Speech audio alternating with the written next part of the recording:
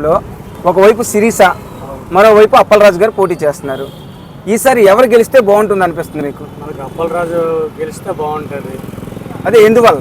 ఎందువల్ల అంటే మా అన్నటోళ్ళు అంటే మా ఆవిడకి ఆపరేషన్ చేయించాను, మన డాక్టర్తో నేను చేయించాను.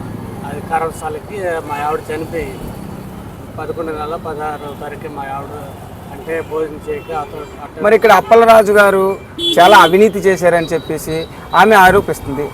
అది ఏంటంటే ఒట్టి మాటలు ఆరోపణ. అంటే ఇప్పుడు 16 సంవత్సరాలు అమ్మ వాళ్ళు పలాసలో మాకు ఏటీ వాళ్ళతో ద్వారా ఏటీ పొందలేదు.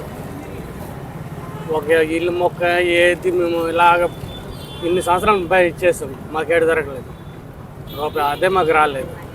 మేము ఇక్కడ పలాస మత్స్యకారం మేము చేపల మేము మా బోడికి మేము గెలిపించుకుంటే రేపు తెల మాకు ఏ పదవులు వచ్చినా మాకు అవుతానికి చిన్న ఆస్కారం. మాకు అయితే అప్పలరాజు గెలుస్తాడని చెప్తావు? గెలుస్తారు, కంపల్సరీ గెలుస్తారు.